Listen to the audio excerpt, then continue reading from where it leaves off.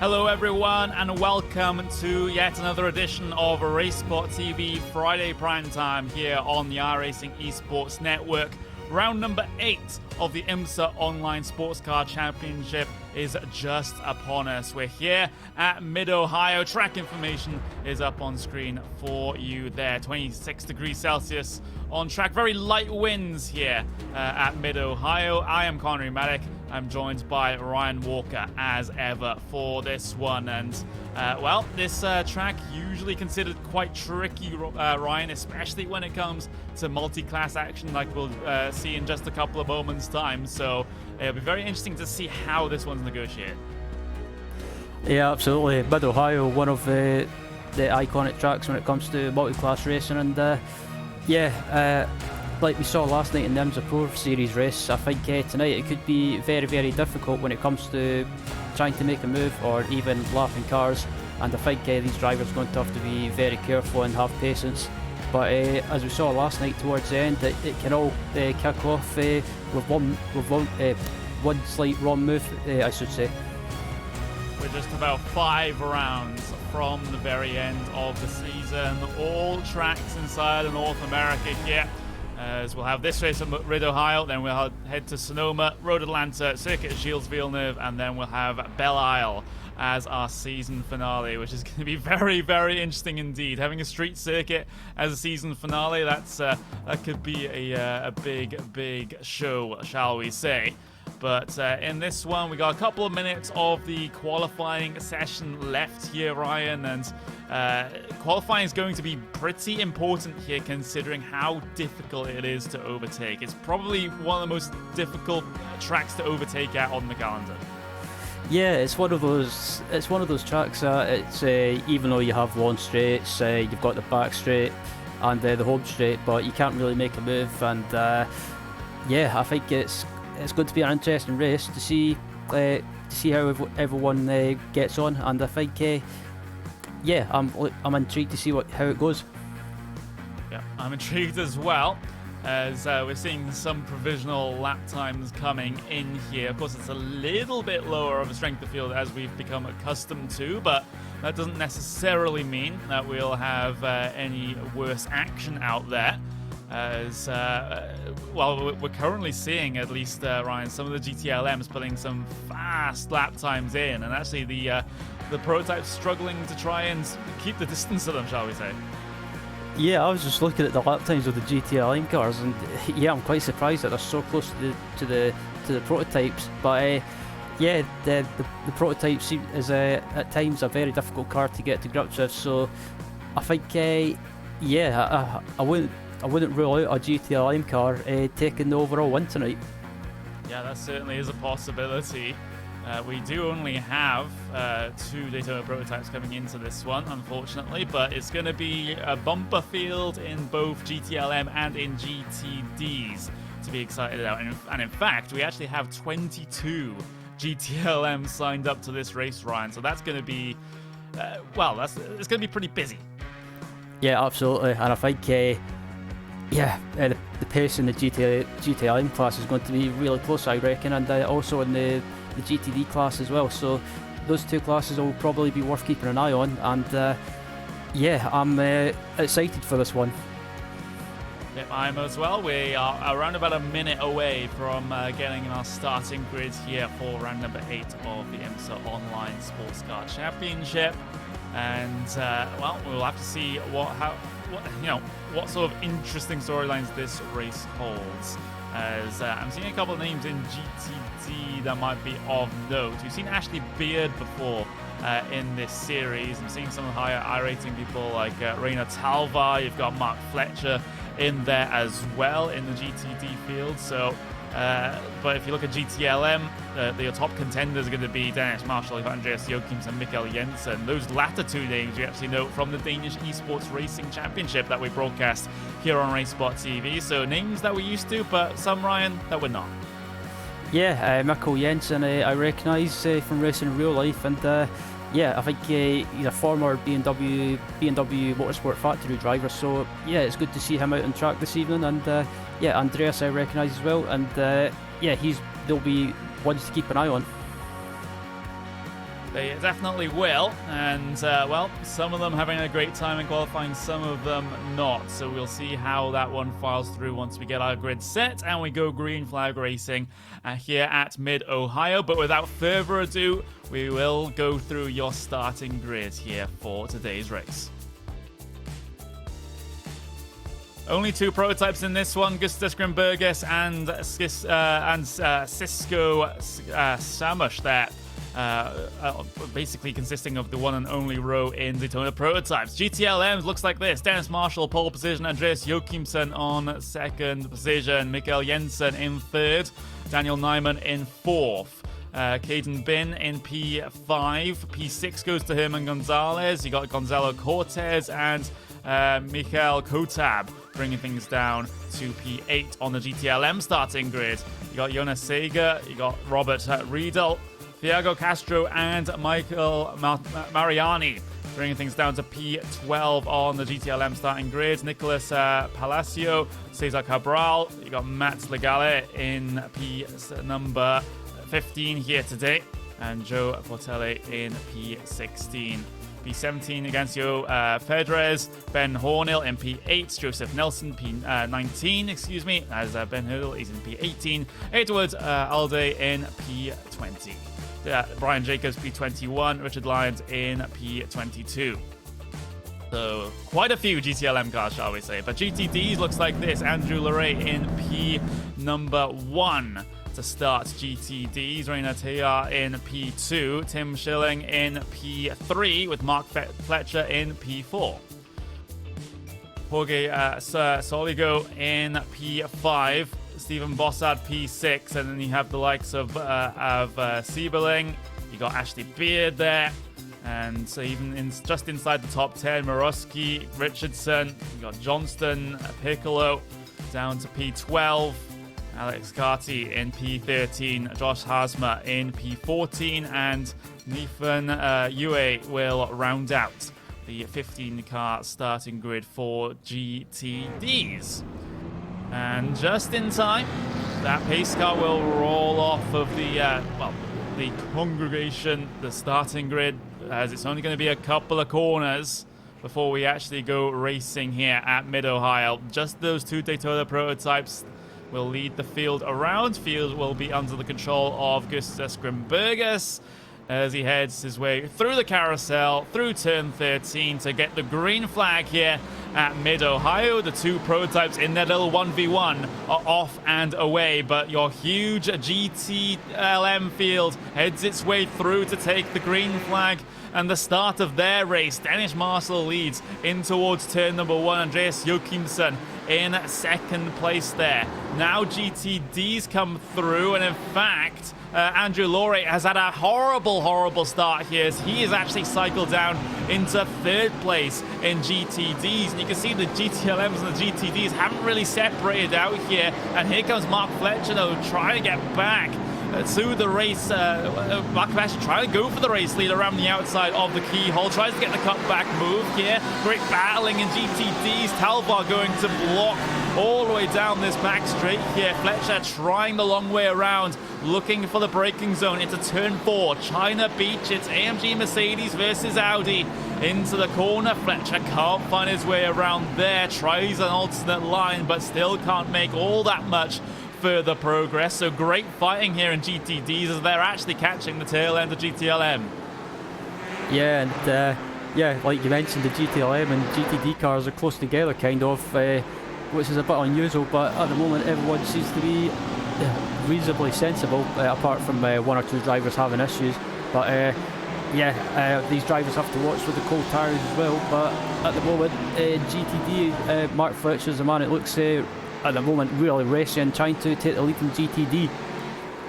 Yeah, he really is trying to wrestle that one away. There's GTLM land, though, as Dennis Marshall is leading them at the moment, and there's Andreas Joachimsen in second place, not allowing your GTLM race leader to get away. There's a car around though, didn't quite spot who that was. That's Thiago Castro that's had a problem in the Ferrari, and off he goes into the tire barriers. No one else collected in that one, I don't think. It's just a single car error coming out of the first turn that resulted in that. There's another car off there. Ben Horil has had a problem in the BMW, and I think that is also a single car incident as well, as that car was a bit tail happy coming out the keyhole.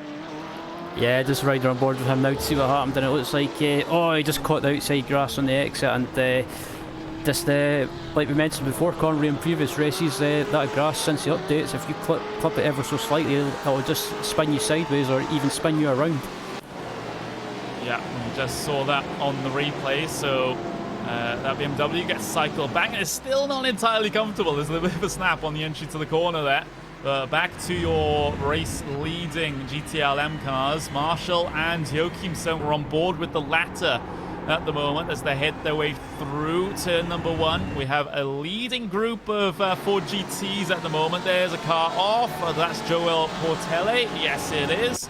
And the Porsche having a problem coming through the last sector here. Is it the... Well, does grass strike once again? Nope, no grass involved in this one. Just back end slid out coming up towards one of the final corners there, and has to take the embarrassment of falling back down through the field. So a couple of GTLMs having problems here. There's a little bit of a battle here. Fedez involved in this one in the 4 GTs. He tries to keep the Ferrari behind him there, but he's just about able to keep himself ahead here. That's the battle for... Whoa, there's a BMW off, actually. Honesega has had a problem there. So a lot of these GTLMs, Ryan, having problems. Careful with the rejoin, especially in such a dangerous place like that. I'm amazed that the drivers behind were able to avoid that. Yeah, I thought he was going to come off the grass and spear into the side of one of the other GTLM or even GTD cars, but yeah, I'm surprised that so many drivers are having issues so early. But yeah, it's an easy track to make a mistake around Mid-Ohio. Just drivers maybe just trying too hard on cold tyres, or just it's such a strange track, Mid-Ohio, in a way. Just you want to carry more speed than you can, and sometimes some drivers do that and just get caught out. We see Andrew Lorre trying to defend from Mark Fletcher at the moment, although he's got a little bit of breathing room, so he's not really actively defending. Meanwhile, Ben Horil looking to work his way through. That's one of the drivers having problems early on as he tries to get his recovery drive going down the inside of Fletcher there. That's the basically what I would say was a lap-in procedure, even though it's a battle for position technically, but between two different classes. But Dennis Marshall and Andreas Joachimsen, they're stuck together like glue at the pointy end of GTLM, both in 4 GTs, just 0.3 of a second between the two. Yep, and Joachimsen, as a driver I've watched quite closely in iRacing lately, and he's really impressed me. He's always been really quick and for me anyway, one of the top drivers in iRacing, and at the moment challenging for the lead. And I think it's not always a bad thing around Mid-Ohio. I know we mentioned it all the time, but fuel saving around Mid-Ohio could pay off around here. It could, since it's very tricky to get by via on-track merit, shall we say. But these guys just leaving the GTLM field in their dust here. You can see the gaps very, very wide at the front of the field there. These two doing great work to try and keep their distance from the rest of the field. So that'll give them a little bit more of an excuse to go side by side, door to door in the latter portions of the race if they have this sort of gap. So they don't have to worry about anyone coming in and third partying on it. But Andreas Joachimsen falling tightly to the back of his fellow Ford GT there. Marshall soaking up the pressure for the moment, but there's only so much some drivers can deal with that. Absolutely, and I would say Joachimsen looks the quicker driver at the moment, but he just can't get by. And surprisingly, the GTLM class is starting to spread out already, and these two guys up at the front in the class are starting to pull away. And GTD is still being led by Rainer Talvar at the moment. Yeah, it is, and well, he's got a GTLM between himself and GTD second place, so he's looking pretty good at the moment, but there's no such separation between P1 and P2 and GTLM, let's just say that. Here's a little battle just on the outside of the top 10, though, as Mariani tries to defend from Matt Leglare, as in through turn number 1 they go. Again, this is sometimes how tricky it is to overtake here. You can go for a bit of a dive into the keyhole, but that doesn't guarantee a move whatsoever. Back to the race lead, though. Marshall and Joachimsen, they'll try to duel it out coming into China Beach, and, well, Joachimsen, they'll have to give that one up for now. He had a look around the outside through there, but it's still a very, very tough move to try and manage, but it's one of your better chances around this racetrack, I'll argue. Yeah, it looks like Joachimsen wants to try and get by now, and I thought he would have stayed behind, maybe just use that slipstream and save some fuel, but no, it doesn't look like it. He wants to try and get by as soon as possible, and they have to keep an eye on them behind, because P3 and GTLM is catching up to them slowly as well. If these guys keep scrapping amongst themselves, P3 could be up there in no time, and we'll be having a freeway battle for the lead. Yeah, I can check the lap times as they come across the line here. A 1:18.9 from Marshall, a 1:18.9 from Joachimsen. Actually 4 1,000ths of a second separating those two. Daniel Nyman, who's in 3rd place in that Ford GT, just at the back of shot there, he set a 1:18.3. So he gains in and around half a second on that last lap. So do you consider at this point, if you're Joachimsen, to try and maybe force the issue on this race lead battle a little bit more, considering how fast that 3rd place man is catching? Well, it's a tough situation. I mean, for example, in the IMSA Pro event last night, when I was watching, I noticed that halfway through the race, I can't remember who it was, but someone tried to make a move for the lead, or 2nd place, I think it was, and it ended up just going all wrong. And yeah, so it's one of those tracks, Mid-Ohio, you want to try and get by if you can, but you don't want to take any risks at the same time, so it's kind of one of those what do you do situations. Right now, Marshall's objective is just to try and keep Joachimsen behind him, and well, if you're the race leader in this situation, do you hope that that 3rd place driver actually catches up to the back of this battle, just to preoccupy Joachimsen, so then you can try and run away at the front? Yeah, but that's what I think, or that's if I was in this position, that's what I would hope. Hope that P3 catches up to P2 and try and maybe distract him and try and unsettle him a little bit, and see if you can use that to your advantage and pull away. But yeah, I think on the other hand as well, strategy tonight is going to win this race, so it'll be interesting to see what these guys do, if they try and go as long as possible, or maybe try and undercut. Yeah, GTD lead, there he is, as that's Reina Talva, and he has Andrew Laurie in his slipstream at the moment. Meanwhile, back to GTLM race league, because I just saw them go briefly side by side through China Beach. I think it was another attempt from Joachimsen to try and get by, and look how close he is now coming through Thunder Valley. Big wide arc into the corner, trying to nail that exit, but doesn't get that much out of it. Through turn 10 up towards turn 11. Joachimsen really trying to force the issue now, because he knows that Daniel Nyman is closing in, and he's imminently going to be on this one. And in fact, the gap between P2 and P3 is already within a second, so I think Joachimsen's just got the hurry up. Yeah, quite possibly. Maybe Joachimsen's maybe got someone from his team spotting for him on TeamSpeak or Discord, or even on the in-game voice chat, and looking at Joachimsen, he's flashing the lights, and yeah, he's eager to get by at the moment, and as quickly as possible, because he knows that Nyman behind him is closing down on him as well. So they'll have, well, at least as far as Dennis Marshall is concerned, he'll have a pretty safe spacing here this time into China Beach, so he doesn't have to be too scared about the lunges that Joachimsen has been attempting over the last couple of laps, so you can stay securely ahead coming through that section. But it's sort of a lead that's balanced on a knife edge at the moment, because Joachimsen is just always there, and if there's a slight error coming from Marshall, then Joachimsen's going to dive in no matter what. Absolutely, and Yeah, I'm just what Jochimsen's just thrown that car around, and back in GTD, we've got the battle for the lead at the moment between Talver and Lorette at the moment, and Lorette tries to make a move up the inside. So, battle for GTLM race lead, battle for GTD race lead. This is what I'm talking about here. The IMSA Online Sports Car Championship certainly delivering. Coming up to around about 32 minutes, 33 minutes left remaining. Lorette on the back of Talvar, both in the Audi in GTDs. It's a Ford GT versus Ford GT in GTLMs. So there we go. That's the state of play of things right now. We're on board with Andrew Lorette.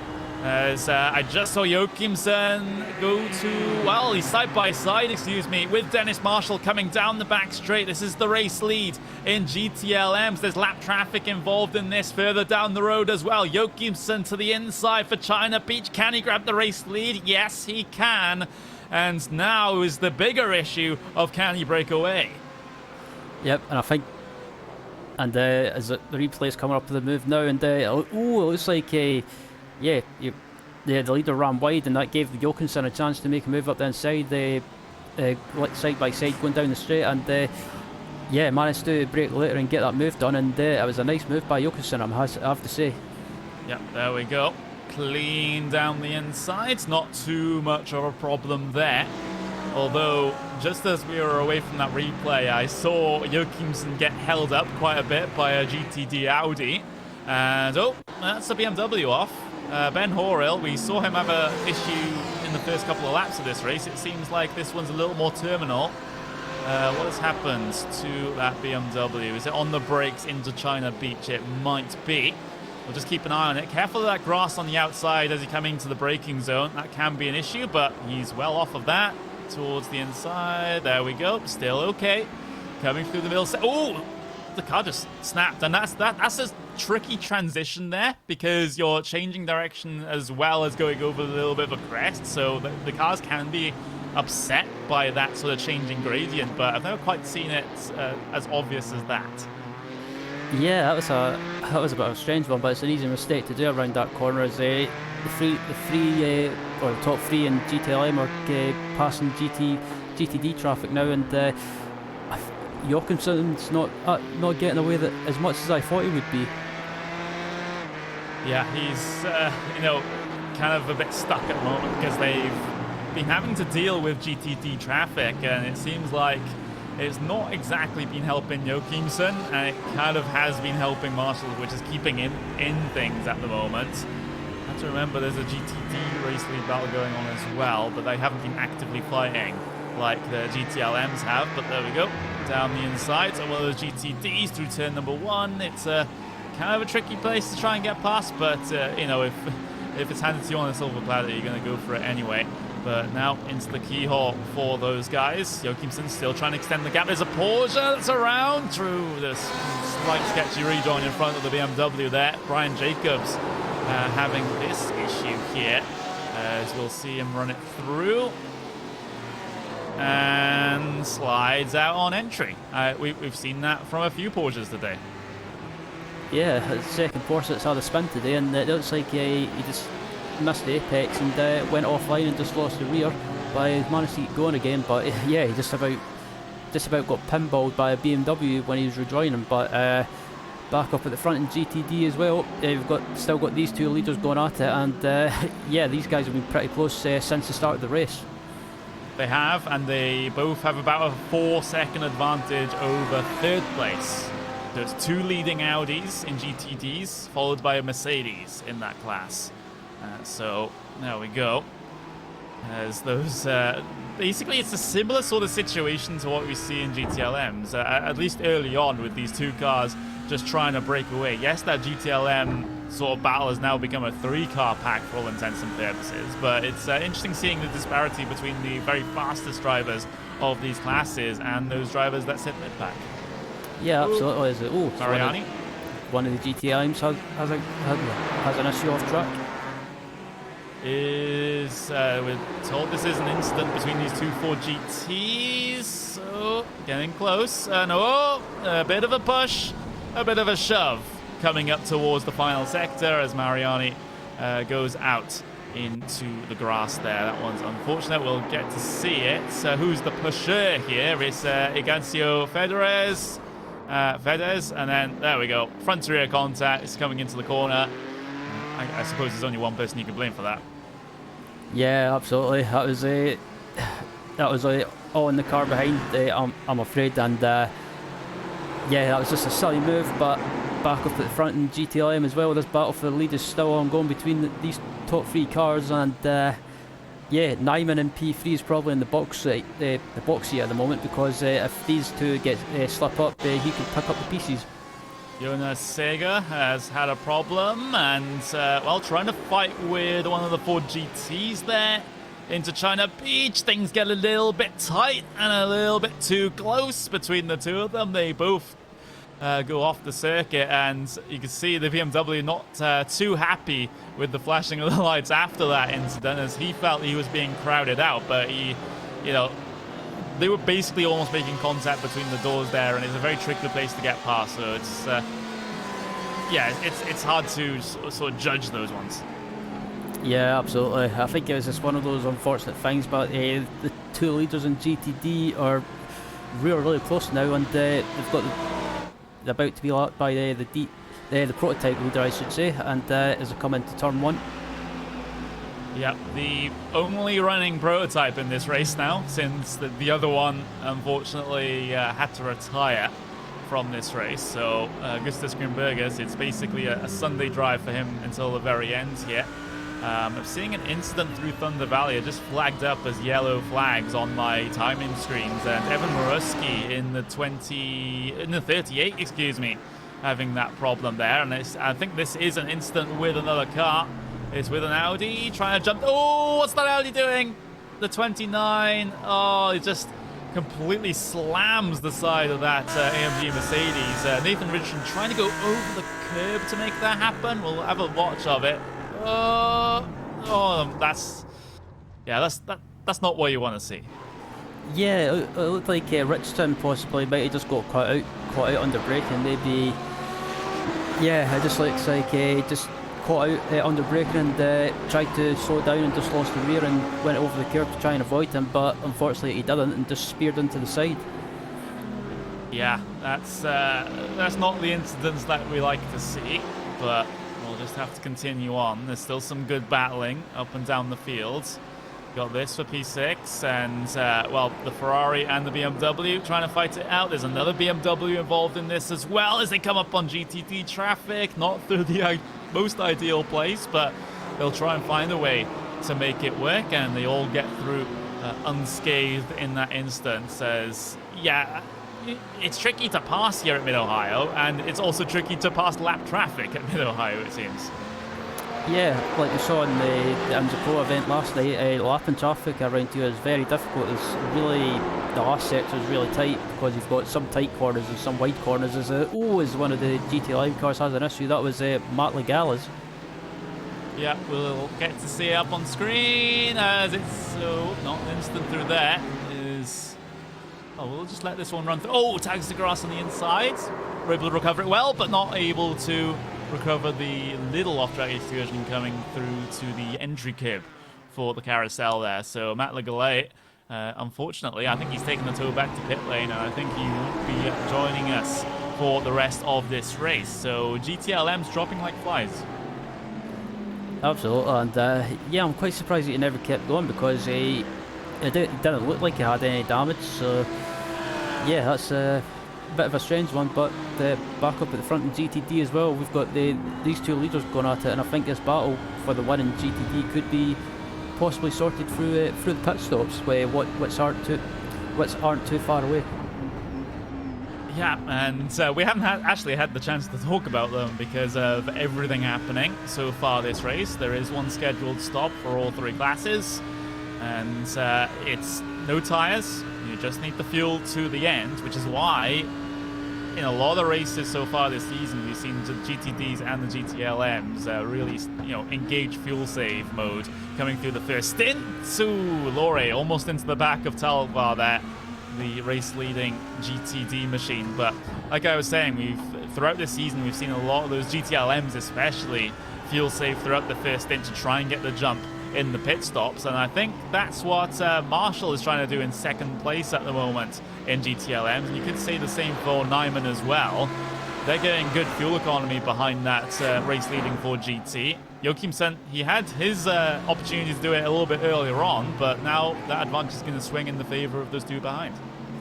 Absolutely, and fuel saving around Mid-Ohio, you could probably save you some time in the pit stops as well, because you won't have to take as much fuel like you probably would originally. But GTD as well, the second place man, Laurie, could be doing the same thing, fuel saving in that slipstream, and he's fallen back a little bit, so quite possibly that's what he could be doing at the moment.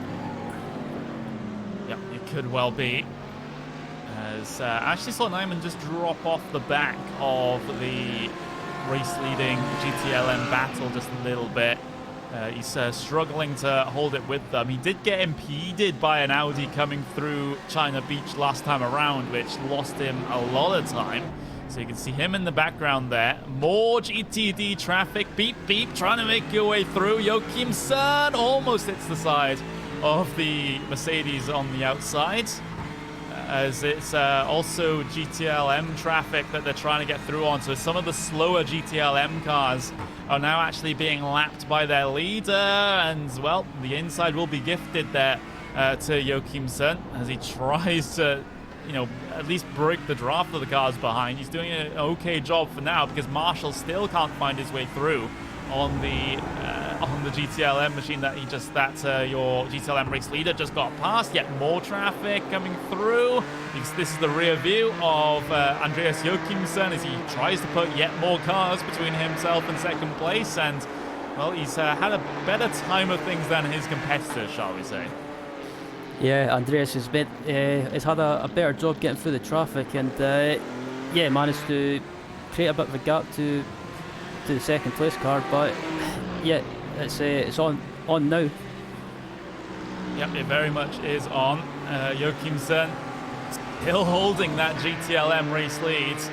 Marshall, though, has made up a lot of good time through the sort of second phase of that lapping procedure there, as I was scared that he was going to drop off the back of Joachimsen as soon as that traffic arrived, but it doesn't seem like that's the case. He's kept himself in contention here, and that's simply what he has to do, especially coming towards the end of this first stint here, or the first of two stints, shall we say, where he can still stay behind, still get that bit of fuel saving in. I wouldn't be surprised if he gets a slight jump in the pit stops here. It's possible, and they've not got any more traffic in front of them for a while, so these guys can just settle down again and just relax and get back into the groove. And they've got a bit of a gap to the third place car behind them in class, and further back in class as well. We've got this battle for sixth position going on between Kotab and Cortez. Yeah, and that's a three-car fight, so not just those two names. Palacio is also involved in this, in that yellow and blue BMW in the background, and we're actually riding on board with him as he tries to follow onto the rear bumper of the BMW ahead of him. But again, this is the situation that we're used to seeing at Mid-Ohio. Cars stuck in trains and can't get past. That seems to be the theme here. But all those cars will miss pit lane this time around. I actually see a couple of GTD stops happening right now, as Ashley Beard has come down in. Joachim Sebring has also decided to come down in and get a scheduled stop. Excuse me. So that's starting to happen in GTDs now. I'm seeing the number 35 has gone around. That's Alex Carty, as he's been having a problem. But yeah, we are coming up around about that time though, Ryan, that these guys will head in. Yeah, it's normally around about this time the pit stops start happening. I think it's normally, if you want to try and stretch the fuel out and just empty the tank, I think it's around about 15 minutes remaining that you want to try and get to, and then the GTLM leaders are coming up to GTD cars, and it's getting a bit messy. Yeah, it can get a bit sketchy, as there's yet more of a, I was going to say interesting situation behind. It looks like they've all sorted themselves out there.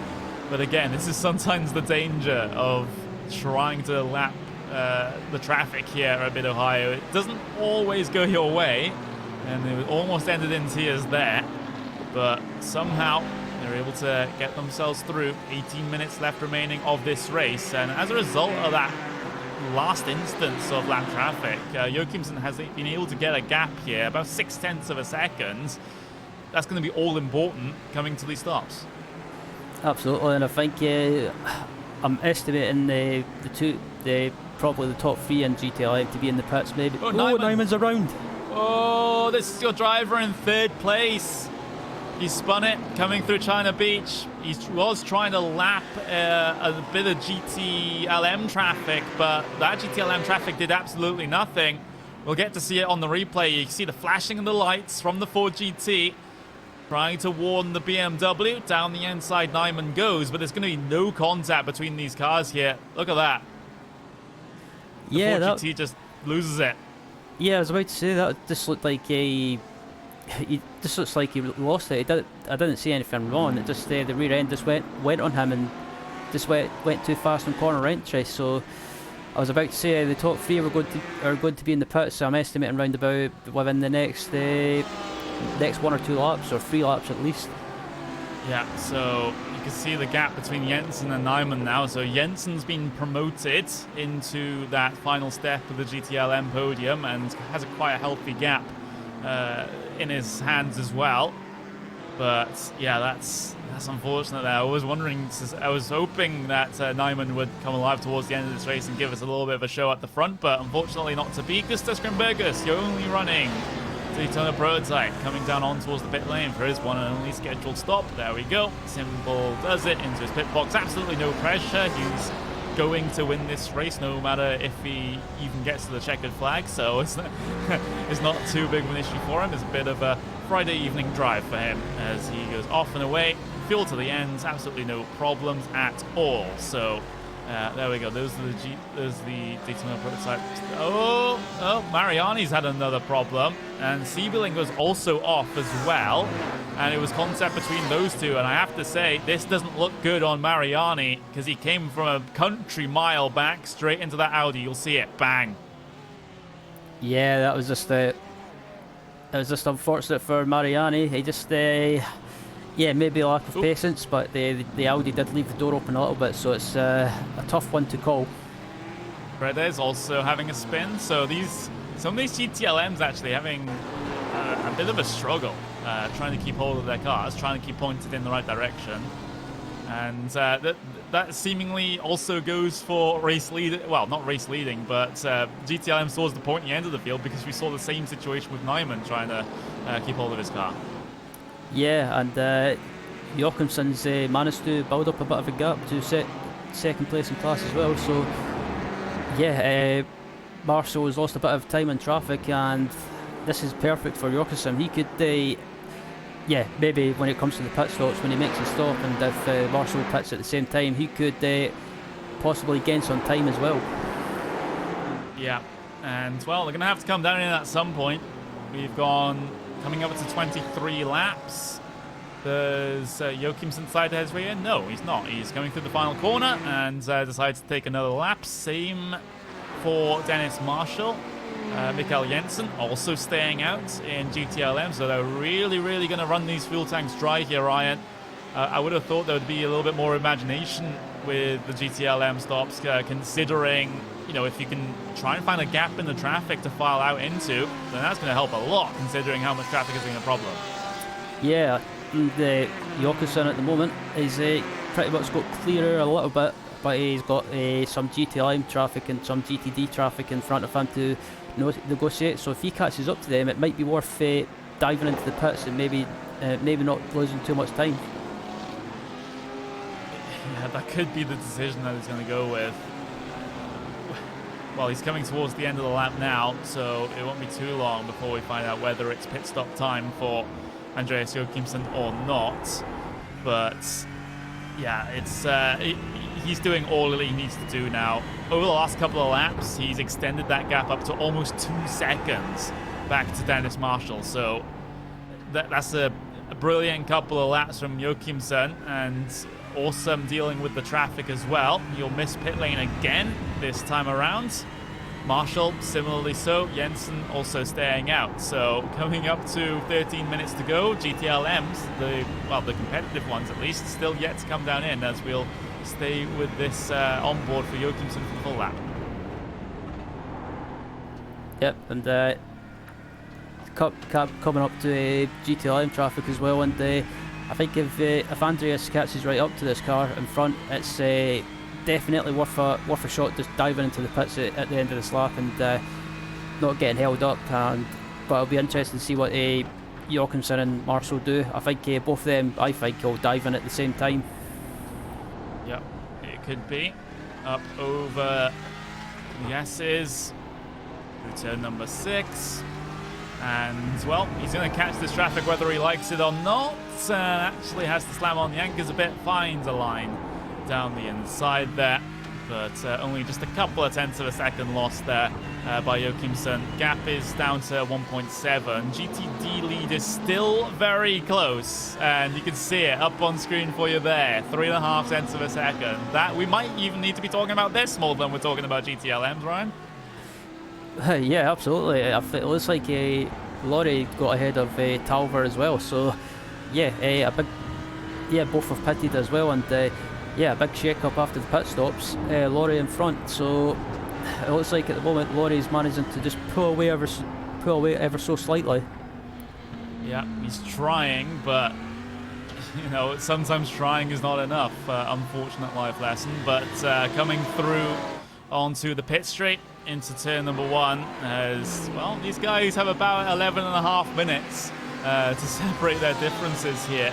Still yet to see those GTLM pit stops, by the way, but these two Audis might be able to give us something for the end of the race. Laurie and Talva. Laurie able to get ahead during the pit stop phase for GTDs. Now holds a couple of tenths of a second advantage over Talva, but Talva's no slouch. He's going to be chasing for this one all the way.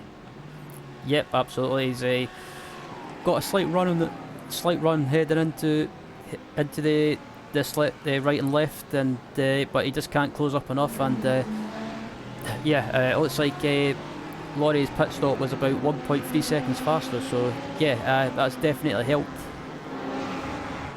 Yeah, it really, really has. And, well, they were close throughout the first stint as well, so it's not a surprise that that amount of time gained in the pit stop phase will actually put Laurie ahead. But that number 6 driver leads in GTDs, but it's going to be really up against it now for Talva, because we've approached this topic so much throughout this race with how difficult it is to pass here. And now he has to try and pull off a pass of the race lead in the final 10 minutes of this race. And Laurie's not going to give it to him easy. Absolutely not. And Laurie just looks like he just seems to have a slight edge when it comes to pace, and just managing to maintain that gap and maintain the lead. And I'm still keeping an eye on the GTLM up at the front as well. And Joachimsen hasn't dived into the pits yet, and I think I'm quite surprised that the GTLM cars have managed to go as far as this. Yeah, they've really sort of just running on fumes at the moment, I think. Some of those GTLM cars going the absolute vast majority of this race before coming down in. And with 10 minutes remaining, of course they'll have to. There's no way it's mathematically impossible for you to be able to make the fuel tank last here. So they're going to have to come down in. It's just going to be a matter of when. But seemingly not this time around for Joachimsen, Marshall and Jensen as this GTD battle rages on. Absolutely, and these two in GTD have pretty much just left everyone behind in Class A and in their dust. So these two have been pretty much the class of the race in GTD. So pretty much the battle for the win is between these two as it stands. It really is, and dare I say, given the situations we've seen in GTLM, the traffic could also influence this battle, not in the sense of them lapping people, but them getting lapped. That might be the bigger problem here for these guys. So, its damage limitation when it comes to those situations. I think the number 19 has spun around. So that is Portelli. As there he is in the Porsche. And is this a spin coming out of the first turn? It looks like it is, considering where he binned it. There we go. Wow, that's a heavy impact with the tire barriers. And again, I was right. It was coming out of turn number 1, dipping 2 tires into the dirt across that exit curb. And yeah, barriers unfortunately do hurt. And yeah, the GTLM leaders are in the pits as well. And yeah, with about 7 minutes remaining, so these guys have managed to stretch out the field quite a bit. There we go. Joachimsen out ahead of Marshall, ahead of Jensen. So nothing has changed there. Meanwhile, you can see Bell coming out the pit lane there. Mariani's laps down, so that's not going to count there. But yeah, Joachimsen, a very quick stop indeed. And again, GTLM action going on here between 2 bits of lap traffic. But yeah, I'm seeing also the number 35 is around again. So Alex Carty has not had a great day. And it seems like it's going bad to worse, yeah. As you can see him having his off. And oh, he struggled to even come into the pit lane. Yeah, that was a bit of a strange one. Always he ran wide in the final. Yeah, ran wide in the final corner, and it must have been maybe steering damage or something like that. But he just clipped the grass in the pit entry and spun round and clattered the wall. That was a bit reminded me of David Coulthard at Adelaide in '95. Tab. There's a round having a little bit of contact with another car. Didn't quite see who that was. But yeah, it seems like elbows are out at this stage. You can see the confusion coming into the corner. There's so much traffic. The BMW down the inside of 25, I believe it was, tagging him around there. That was Palacio. We'll get to see it from his point of view coming into this section. As you can see, GTDs are around and GTLM's trying to fight for their own positions, and Palacio just a bit too hot into there.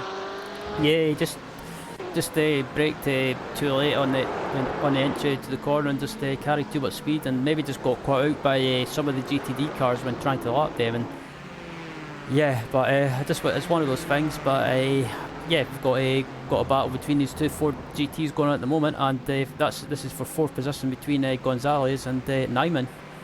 Yeah, and there we go. Nyman down the inside at the keyhole. Gonzalez trying to find a line back on him, but will be unsuccessful coming through turn 2. So Nyman on his little recovery drive, because he did have that spin, of course, while he was trying to track down the leaders. Was in P3. Now he's able to promote himself back up into P4. So that's a decent recovery there. Final 5 minutes of this race, he won't be able to catch Mikkel Jensen, and Jensen has a problem since they're about 26, 27 seconds apart from each other at the moment. But final 5 minutes and GTD race lead still yet to be decided. And Talvar, while the cameras have been off them, Talvar has had a couple of looks into China Beach at the end of the back straight, and I'll be intrigued if he does it again, but he looks like he's lost a bit of time on that previous lap, so he's not as close as he has been, but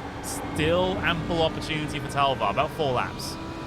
Yeah, he just needs to keep himself composed and just get himself together, as one of the GTD cars has an issue. That was Mark Fletcher in the P6. Yeah, AMG Mercedes. Is it grass again? Well, he lost control of it before he even hit the grass there. Yeah, that was a strange one.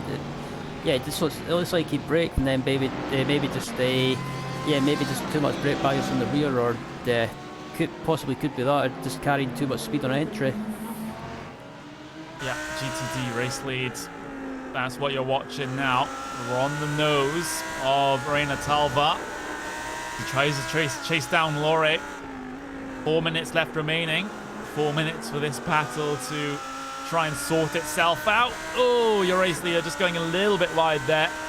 Lore out into the grass, and I've already described how dangerous the grass can sometimes be. Keeps hold of it though into the final couple of corners. Talvar has had a much better lap though on this lap than he did before, so he's in a better position coming across the start-finish line to maybe have a look into the keyhole, maybe have a look into China Beach. That's going to be the two big opportunities that Talva has to try and look at here. But, you know, you can see on the lap time deltas, it's, well, at least on that last lap, I don't think it was gone his way too much. He just needs to try and get a good exit onto the back straight here, and he's not close enough on the exit. Just Laurie just seems to pull away ever so slightly. Yeah, Laurie has these exits down, it seems. You know, there's no way Talva can have a lunge from this far back, so you know, it's just neutralizing the potential for Talva to be able to do anything when you get the exit as good as that. If, you know, it basically makes it so that you don't have to defend. Yep, and yeah, Laurie just maintaining the gap, like just keeping it together and not doing anything too silly. He doesn't appear to be overdriving at the moment. Yeah, that's the thing as well. If you're in the race lead here, you can't overdrive the car because you'll start having these little errors set in. The mistakes will start to pile up, and then Talva will be sort of rubbing his hands together and thinking, hey, the race lead might be possible for me now. And, well, it is still possible for him because, you know, he's gained a little bit of time back here, but he needs it coming through this sector at least. He needs to find something through this sector because the other two sectors, there aren't any overtaking opportunities there. But look at that, Talva deep into the keyhole. Laurie gets his characteristic good exit, but Talva's made this look competitive now. Absolutely, and just in the background there, they've got the overall leader coming up to lap them, so this could work for Laurie and maybe help him, but on the other hand, it could help Talva as well. It could be. Leader, second to last lap for him. That's the car in the background. You're only running Daytona Prototype. Talva, he's got to be thinking in his mind now, can I use this Daytona Prototype to be my friend at this point? Because that Daytona Prototype's actually just sort of hanging back off this battle at the moment. He doesn't really want to get himself involved, as there was a slight error there through Thunder Valley from Laurie, but Talva not close enough to be able to capitalize on that, following very closely, perhaps a little bit too closely, coming through the final couple of corners. Talva pushing a bit wide there, but he's able to get it all together for the keyhole, for the final corner, and 45 seconds left across the line they go. Gustas Grimbergus, he will start his final lap here, and will he force these guys to go one more? So that would be cruel. Yeah, I think that's what he's doing. He's making these guys go one more lap, and yeah, Laurie just needs to try and keep it together. He goes wide on the entry again, but he manages to square the corner off, and Talva again is just not close enough. Yeah, the overall race leader is sitting behind these guys, and if he doesn't pass them, this battle will have to go for one more lap. As you see, Grimberger's actually now looking to the inside of China Beach. Now he wants to get his way through, but I don't think Talva will be too accommodating of that because he wants to have another shot. He wants to have another lap to make this battle work. But Gustas Grimbergus forces the issue as the overall race leader. He wants now to put these guys another lap down to finish their race, but Talva, he wants to keep himself ahead so he has another shot. But the thing is, while he's been trying to keep that DP behind them, which we won't have a choice now, coming up towards turn 10 and 11, Grimbergus makes sure that this battle does not go one more lap.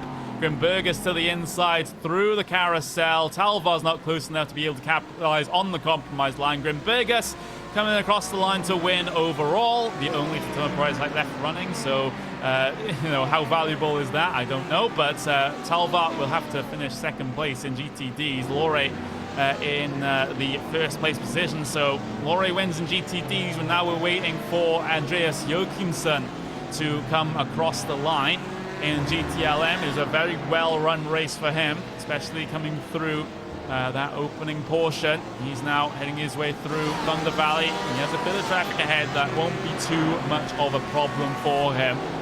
But Joachimsen, you know, he might have been, you know, what could have been if Nyman was still in the race? What could have been if Marshall was able to keep on his tail? We will not know. But through the final corner, Andreas Joachimsen comes across the line to win in GTLMs in that Ford GT. Checkered flag out there. Everyone else, the last year runners, coming across the line now. But I kind of feel robbed of a GTD battle in the final lap, Ryan. I'm not sure about you. Yeah, I was a bit confused by that. I wasn't sure what Grimbergus was doing there. I thought he was going to let those guys battle out for one more lap, and then all of a sudden he just seemed to randomly change his mind and seemed eager to get by both of them as soon as possible. Well, there we go. It's kind of an anticlimactic end to the race, to be honest. But here's your official race results from Mid-Ohio. Gustas Grimbergus and Cisco Scaramouche, those are your only 2 Daytona prototypes, and that latter one retiring from the race 32 laps before the end. GTLMs, though, Andreas Joachimsen comes out on top by 3.2 seconds over Dennis Marshall.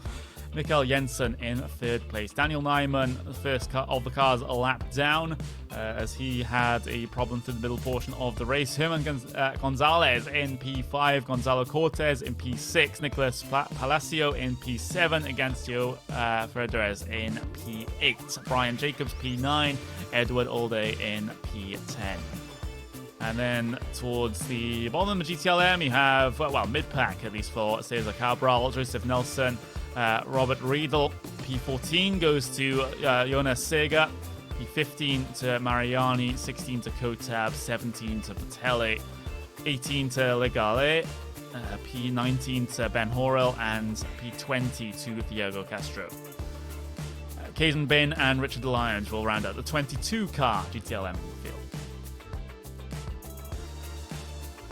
In GTDs, it looks a little bit like this. Andrew Lore wins by just under 0.3 of a second from Rainer Telvar, but that one was disrupted somewhat by the overall race leader ending the race 1 lap early as far as those guys are concerned, while it appeared that Prototype was staying behind them to let them fight it out. Tim Schilling in 3rd place, Jorge Solgio in P4, you see Jos Harasma in P5, Mark Fletcher in P6, Ashley Beard P7, Stephen Bossard P8, Joachim Siebeling in P9, and Nathan Yue in P10.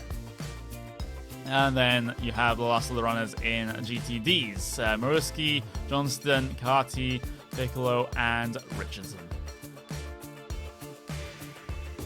There we go. So that's the racing done at the Mid-Ohio Sports Car course, and it was sort of, at least in terms of the spins and the incidents that we saw, Ryan, a little bit frantic, shall we say. We didn't have a big cacophony of everything happening at once at the start of the race, but it just seemed like throughout the race, some people were just having slight problems, slight issues that sort of just piled up over time. We didn't see it in one big burst.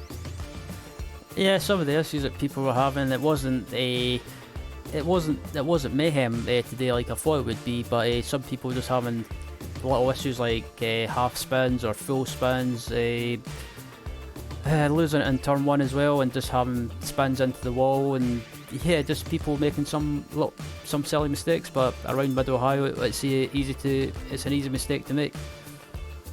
Yeah, an easy mistake, and well, we'll just take a look at where the series is going to take us for the final couple of rounds of the season. We head to Sonoma next week, which should be an interesting affair. We've got Road Atlanta as well, which is always fun, and then we finish off with not 1 but 2 street circuits. I did forget to mention at the start of the show that Circuit Gilles Villeneuve is a street circuit, so we still got a while until we get there, but those 2 races at the very end will be very, very interesting indeed. But Sonoma next week, Ryan, what are your thoughts? It's an interesting track for these cars, but in real life, they've done Sonoma in real life has hosted multi-class racing, and it's always seemed to go well. So I think the virtual version next week, I think it should be interesting, and I'm quite excited, and it'll be interesting to see how it goes. Yeah, I'm excited as well, but don't forget that's not the racing action done this weekend on iRacing or on RaceSpot TV by any means, because we have tomorrow the start of iRacing Road World Championship competition, the Porsche Tag Heuer Esports Super Cup round number 1 from Zandvoort kicks off tomorrow afternoon European time. It's 1:30 GMT. the race starts for the Porsche Tag Heuer Esports Super Cup. So some of the best drivers on iRacing and in sim racing in general going head-to-head for $200,000 across that season. And don't forget, though, we actually have a support series to that big championship as well. 12:45 GMT tomorrow, the Porsche Esports Sprint Challenge, round number 1 at Zandvoort, with the GT4 Porsche Caymans, as myself and Paul will be on the broadcast for that. So certainly tune in a little bit earlier for the Porsche Tag Heuer Esports Super Cup if you also want to see that. But it's going to be a big day tomorrow here on iRacing on RaceSport TV. So we'll see you then. But for now, goodbye.